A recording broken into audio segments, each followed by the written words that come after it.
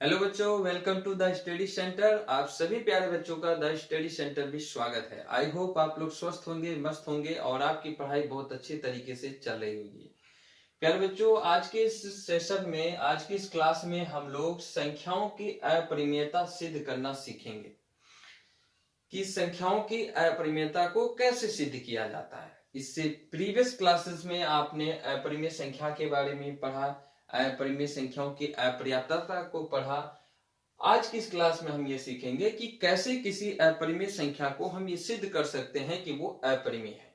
ठीक है, जैसे मान लीजिए आपको कोई क्वेश्चन दे दिया जाए कि सिद्ध कीजिए कि √2 एक अपरिमेय संख्या है, तो आप इसको कैसे सिद्ध करेंगे, इसी के बारे में आज की इस वीडियो में हम लोग बात करने वाले हैं। तो संख्याओं की अपरिमेयता को सिद्ध करने से पहले दो बातों को आपको पता होना चाहिए, उसको ध्यान में रखना है। आप कोई भी क्वेश्चन करेंगे, वो सारे क्वेश्चन में आपको इन दो बातों का ध्यान अवश्य रखना है। क्या है ये दो बातें? पहली बात तो यह है कि जो भी परिमेय संख्या होती है, P/Q के रूप में हमारी परिमेय संख्या होती है, जो भी रेशनल नंबर होता है वो P/Q के रूप में होता है, जहां PQ belongs to Z। Z मतलब हो गया पूर्णांक, है ना। पूर्णांकों के समुच्चय को हम लोग Z से या I से क्या करते हैं, लिखते हैं। तो PQ क्या है, एक पूर्णांक है और Q नॉट इक्वल टू 0, और Q कभी भी 0 नहीं होगा। तो परिमेय संख्या P/Q जहां PQ बिलोंग्स टू Z तथा Q नॉट इक्वल टू 0 में P तथा Q में एक को छोड़कर कोई दूसरा गुणनखंड उभयनिष्ठ नहीं होता है। इस लाइन का मतलब यह है कि P और Q का जो HCF होता है वो केवल 1 होता है। तो इन बातों को आपको ध्यान रखना है, क्योंकि हम लोग जब भी किसी संख्या की अपरिमेयता को सिद्ध करेंगे तो हम P/Q के इक्वल लेकर के उसको सिद्ध करेंगे। तो इसमें आपको ये बात को ध्यान रखना है कि P और Q का HCF केवल 1 होता है। यानी सीधी सी बात कहें कि P और Q का जो उभयनिष्ठ गुणनखंड होगा, जो कॉमन फैक्टर होगा P और Q में, वो केवल 1 होता है, बाकी और कुछ भी नहीं होता।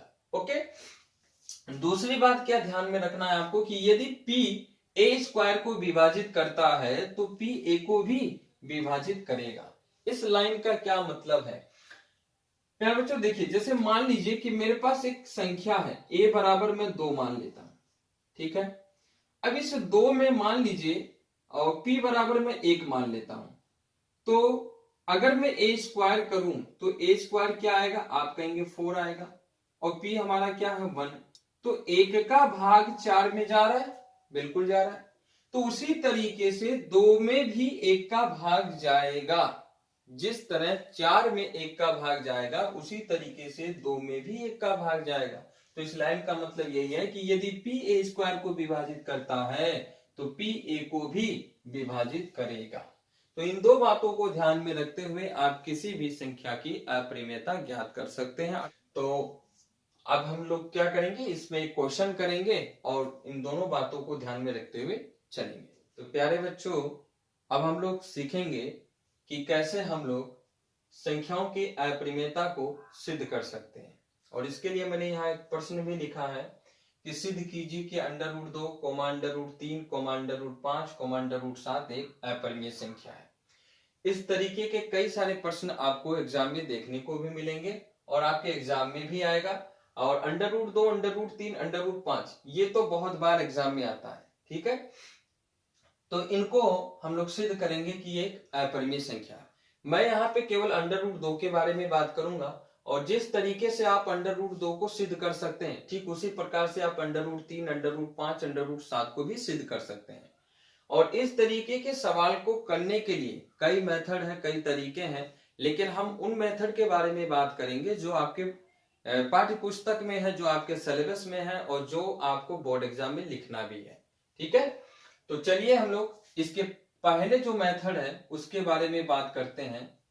जो पहला तरीका है इसका, वो क्या है?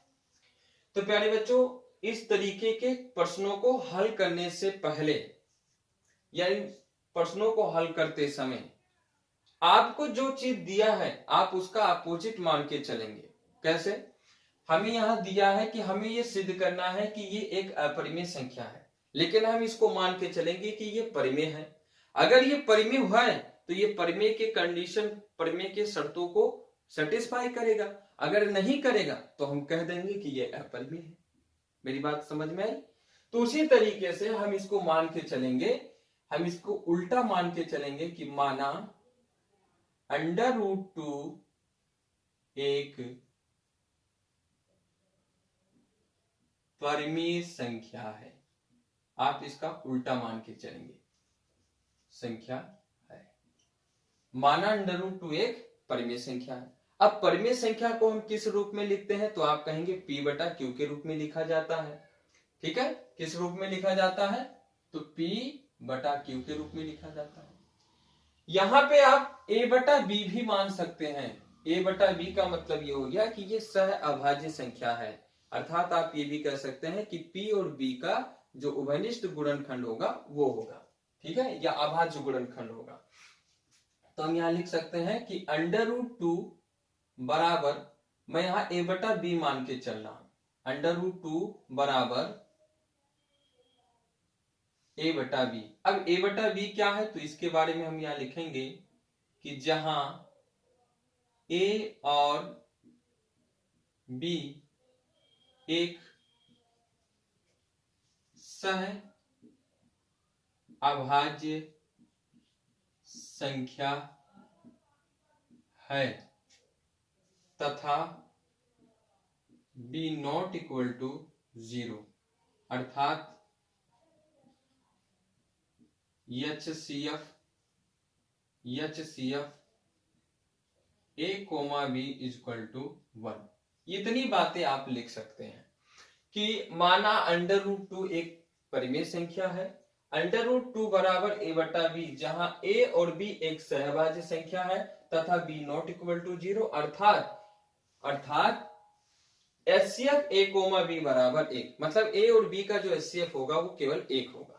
ठीक है, अब हम क्या करेंगे, दोनों तरफ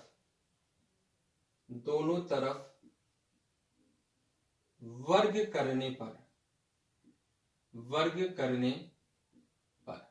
आप दोनों तरफ वर्ग करेंगे तो √2 का जब स्क्वायर करेंगे, यहां तो हो जाएगा A² B², √2 का स्क्वायर क्या आ जाएगा? 2, तो 2 बराबर हो जाएगा A² B²। तो आप यहां से B² बराबर लिख सकते हैं A²/2।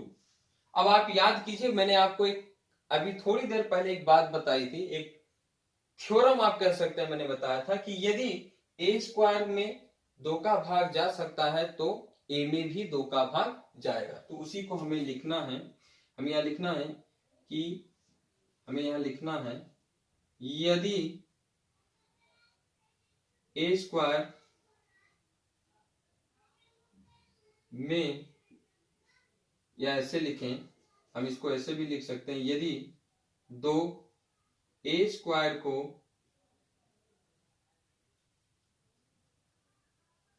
विभाजित करता है तो 2 A को भी विभाजित करेगा। ठीक है, यदि 2 A² को विभाजित करता है तो 2 A को भी विभाजित करेगा, अर्थात इस लाइन का मतलब ये हुआ, अर्थात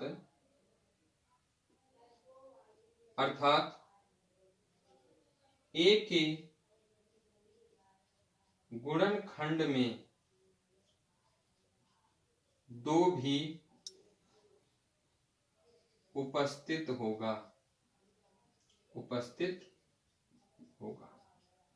इस लाइन का मतलब यह है कि A का जो गुणनखंड होगा उसमें 2 भी आएगा। ठीक, अब जब A में हम 2 का भाग देंगे, यहां मान के चलते हैं कि माना A में जब 2 का भाग देते हैं तो कोई पूर्णांक मिलता है C, यहां लिख देता हूं मैं कि जहां C कोई पूर्णांक है। अरे भाई, किसी संख्या में हम किसी संख्या का भाग देंगे तो हमें कुछ ना कुछ तो मिलेगा, तो हम मान लेते हैं कि हमें C मिला है, तो यहां से हमें मिलेगा A बराबर 2C। अब इसका भी हम लोग क्या करेंगे, दोनों तरफ दोनों तरफ वर्ग करने पर तो जब आप दोनों तरफ वर्ग कर देंगे तो ये हो जाएगा ए स्क्वायर बराबर 4c²। और इसको आप समीकरण नंबर 1 रख दीजिए। यहां हम लिखेंगे ए स्क्वायर का मान समीकरण 1 में रखने पर, ए स्क्वायर का मान समीकरण 1 में रखेंगे। अब हम यहाँ पे ए स्क्वायर का मान जो है समीकरण 1 में रखेंगे। समीकरण क्या है हमारा, तो यहाँ लिखेंगे हम बी स्क्वायर बराबर, अब ध्यान से देखिए, जब आप ए स्क्वायर का मान रखेंगे तो क्या रखेंगे 4c² बाई 2। और यहां से 2 से हम इस 4 को काट सकते हैं, 2 आएगा। तो यहां से बी स्क्वायर बराबर मिला 2c², तो हम c² बराबर लिख सकते हैं b² बाई 2। ध्यान से देखिए क्या किया हमने, यहाँ 2 से इस 4 को काटा तो b² बराबर क्या मिला 2c², तो c² बराबर क्या हो जाएगा b² बाई 2। अब यही बात हम यहां पे भी लिख सकते हैं कि यदि 2 b² को विभाजित करता है तो 2 b को भी विभाजित करेगा, अर्थात b के गुणनखंड में 2 भी उपस्थित होगा, 2 भी उपस्थित होगा। आ गई बात समझ में, सब कुछ समान है, जैसे हमने यहां किया वैसे हमने वहां किया। ठीक, अब हमें क्या लिखना है, अब आप देखिए आप क्या मान के चले थे, हम मान के चले थे कि √2 जो है वो a बटा b के बराबर है, जहां a और b एक सहभाज्य संख्या है और b नॉट इक्वल टू 0, मतलब b 0 नहीं हो सकता। और HCF a और b का जो HCF होगा वो 1 होगा, यानी हम ये मान के चल रहे थे कि a और b के गुणनखंड में केवल एक उभयनिष्ठ गुणनखंड होगा। लेकिन यहाँ क्या देखने को मिल रहा है, यहाँ हमें देखने को मिल रहा है कि a के गुणनखंड में 2 भी उपस्थित है और b के गुणनखंड में भी 2 उपस्थित है। तो ये तो हम जो मान के चल रहे हैं उसका विरोध हो गया, जो हमने माना है उसके विरोधाभास है ये तो हम यहाँ लिख सकते हैं कि यहाँ a और b में एक के अतिरिक्त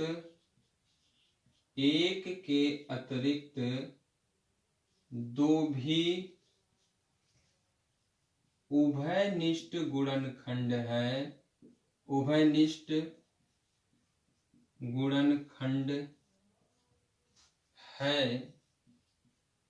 जो कि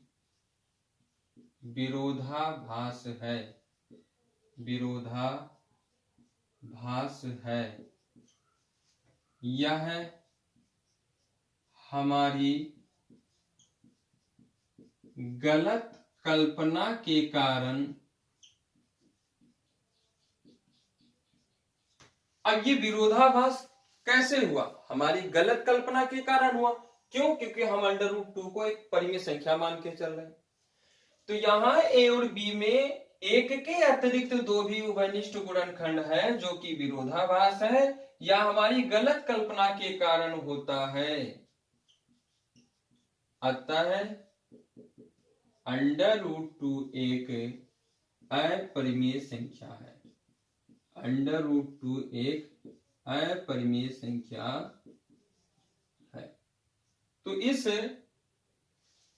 विरोधाभास के कारण हम ये कह सकते हैं कि हमारी कल्पना गलत थी और इसलिए √2 परिमेय ना होकर के एक अपरिमेय संख्या है। आ गई बात समझ में। तो प्यारे बच्चों आप इसको एक बार फिर से देख लीजिए। अब इसी तरीके से आप √3, √5, √7 इन सभी को कर सकते हैं। ठीक, करना क्या है ध्यान से समझिए आप। सबसे पहले जो भी क्वेश्चन में आपको दिया होगा आप उसका उल्टा मान लीजिए। माना अंडर रूट 2 एक परिमेय संख्या है। अगर अंडर रूट 2 एक परिमेय संख्या है तो ये a बटा b के फॉर्म में हो सकता है, जहां a और b एक सहभाज्य संख्या है तथा b नॉट इक्वल टू 0, अर्थात एचसीएफ a, b मतलब a और b का जो एचसीएफ होगा वो केवल 1 होगा। अब दोनों तरफ वर्क करने पर तो अंडर रूट 2 का स्क्वायर 2 हो जाएगा, ए स्क्वायर बाई बी स्क्वायर आएगा, 2 बराबर ए स्क्वायर बाई बी स्क्वायर बराबर हो गया ए स्क्वायर बाई 2। अब यहाँ पे हम ये कह सकते हैं कि यदि 2 ए स्क्वायर को विभाजित करता है तो 2 ए को भी विभाजित करेगा, अर्थात ए के गुणनखंड में 2 भी उपस्थित होगा। भाई किसी संख्या में किसी संख्या का भाग जा रहा है तो इसका मतलब यह है कि उस संख्या का वो गुणनखंड है। माना a में 2 का भाग देने पे हमें c प्राप्त होता है और c क्या है, कोई एक पूर्णांक है, तो a बराबर 2c हो जाएगा। दोनों तरफ वर्ग करने पर तो a स्क्वायर बराबर 4c स्क्वायर मिला। a स्क्वायर का मान समीकरण 1 में रखते हैं, जैसे ही हमने समीकरण 1 में रखा तो b स्क्वायर बराबर 2c स्क्वायर हमें प्राप्त हुआ और यहां से हम c स्क्वायर बराबर b स्क्वायर बाई 2 लिख सकते हैं। फिर वही बात, यदि 2 बी स्क्वायर को विभाजित करता है तो 2 बी को भी विभाजित करेगा, अर्थात बी के गुणनखंड में 2 भी उपस्थित होगा।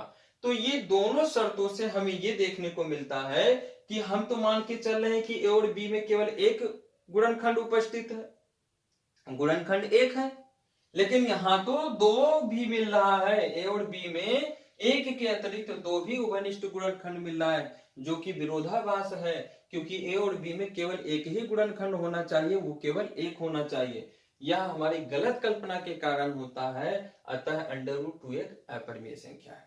तो प्यारे बच्चों, इस तरीके से आप under root 2, under root 3, under root 5, under root 7 इस तरीके के क्वेश्चन को आप आराम से कर सकते हैं। आई होप आपको समझ में आया होगा। तो ये था इस सवाल के करने का पहला मेथड। एक और तरीका है तो उसके बारे में हम लोग बात करते हैं।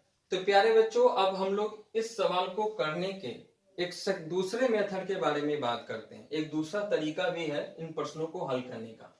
तो सेकंड मेथड क्या है, आइए देखते हैं। तो प्यारे बच्चों, इसमें भी आपको वही काम करना है, इसमें भी आपको वही काम करना है जो हमने पहले मेथड में किया। यहां पे भी आप इसका अपोजिट मान के चलेंगे कि माना अंडर रूट 2 एक परिमेय संख्या है, एक परिमेय संख्या है, ठीक है। और परिमेय संख्या को हम किस रूप में लिखते हैं, तो आप कहेंगे हम p बटा क्यू के रूप में भी लिखते हैं, p बटा क्यू के रूप में लिखते हैं। आप यहाँ पे a बटा b का यूज भी कर सकते हैं। यहां हम लिखेंगे जहां p और q एक, जहां p और q एक पूर्णांक है, क्या है, पूर्णांक है, तथा q नॉट इक्वल टू 0, ठीक है। अब क्या करेंगे, दोनों तरफ वर्ग करेंगे, दोनों तरफ वर्ग करने पर जब प्यारे बच्चों आप दोनों तरफ वर्ग, आप देख रहे हैं कि पहले मेथड के जैसा ही है, लेकिन थोड़ा लास्ट में इसमें हम लोग चेंज कर देते हैं। दोनों तरफ वर्ग करेंगे तो ये अंडर रूट 2 का स्क्वायर और यहाँ p स्क्वायर और q स्क्वायर आ जाएगा, तो ये हो जाएगा 2 बराबर p square by q square. अब हम क्या करेंगे कि दोनों तरफ q का गुणा करेंगे, q का गुणा करने पर जब हम दोनों तरफ q का गुणा करेंगे तो ये हो जाएगा 2q और ये आपको मिलेगा p स्क्वायर बाई q। तो यहां हम लिखेंगे कि यहां p और q में एक को छोड़कर कोई और उभयनिष्ठ गुणनखंड नहीं है, उभयनिष्ठ गुणनखंड नहीं है,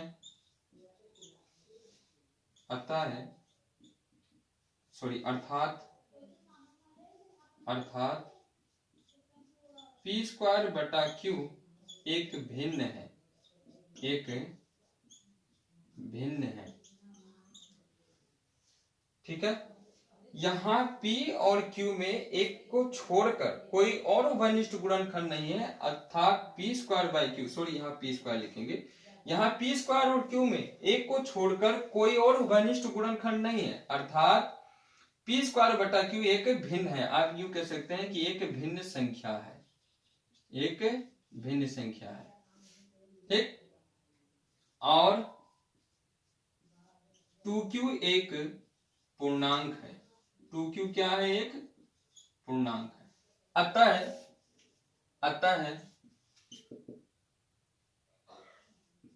पूर्णांक नॉट इक्वल टू भिन्न,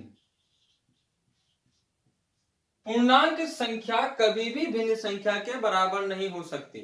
तो ये विरोधाभास हो रहा है भाई। हमने लिखा है कि यहाँ पी स्क्वायर और क्यू में एक को छोड़कर कोई और उभयनिष्ठ गुणनखंड नहीं है, अर्थात पी स्क्वायर बाई क्यू एक भिन्न संख्या है और 2q एक पूर्णांक संख्या है, 2q एक पूर्णांक संख्या है। तो आप यहाँ देखिए, क्या पूर्णांक संख्या भिन्न संख्या के बराबर हो सकती है? नहीं हो सकती है। कभी भी पूर्णांक जो है भिन्न संख्या के बराबर नहीं हो सकती है। तो इस, अब आपको चेक करना है तो आप चेक कर सकते हैं, आप जो है चेक कर सकते हैं। 2q और पी स्क्वायर बाई क्यू ये कभी भी आपस में बराबर नहीं होंगे, मतलब पूर्णांक कभी भिन्न के बराबर नहीं हो सकता। हम यहाँ लिख सकते हैं 2q not equal to P square by Q. तो यहाँ पे विरोध हो रहा है, यहाँ पे विरोध है। जब ये इसके बराबर नहीं है तो हम ये कैसे कह सकते हैं कि ये पूर्णांक इस भिन्न संख्या के बराबर हो जाएगा? नहीं होगा ना। तो यहाँ विरोध होता है, तो हम लिखेंगे कि इस अंतः विरोध से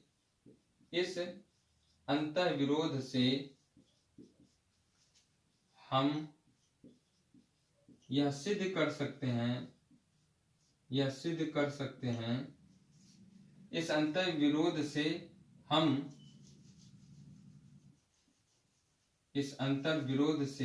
हम यह सिद्ध कर सकते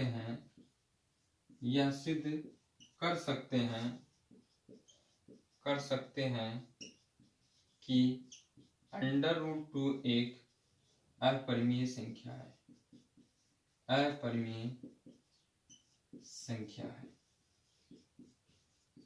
तो इस अंतर विरोध से हम ये कह सकते हैं कि अंडर रूट 2 क्या होगा, एक अपरिमेय संख्या।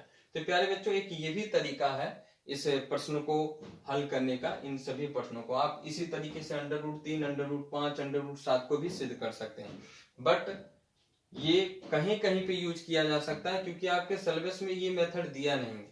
आपके बुक में, आपकी किताब में जो तरीका दिया है वो पहला मेथड दिया है। तो मैं यही कहूंगा आपसे कि आप बोर्ड एग्जाम में वही लिखिए और वो ज्यादा बेहतर रहेगा। लेकिन आपकी जानकारी के लिए मैंने ये तरीका भी आपको बता दिया। ठीक है, तो इस प्रकार से आप अपरिमेय संख्या की अपरिमेयता को सिद्ध कर सकते हैं। प्यारे बच्चों, अगर आपको ये वीडियो अच्छा लगा हो और वीडियो देखने के बाद आपको ये सारी चीजें समझ में आई हो तो वीडियो को लाइक कर दें और अपने दोस्तों में शेयर कर दें, और सबसे जरूरी बात, आप चैनल को सब्सक्राइब कर लें। मिलते हैं फिर नेक्स्ट क्लास में। तब तक के लिए आप सभी प्यारे बच्चों का बहुत बहुत धन्यवाद। Thank you, thanks for watching.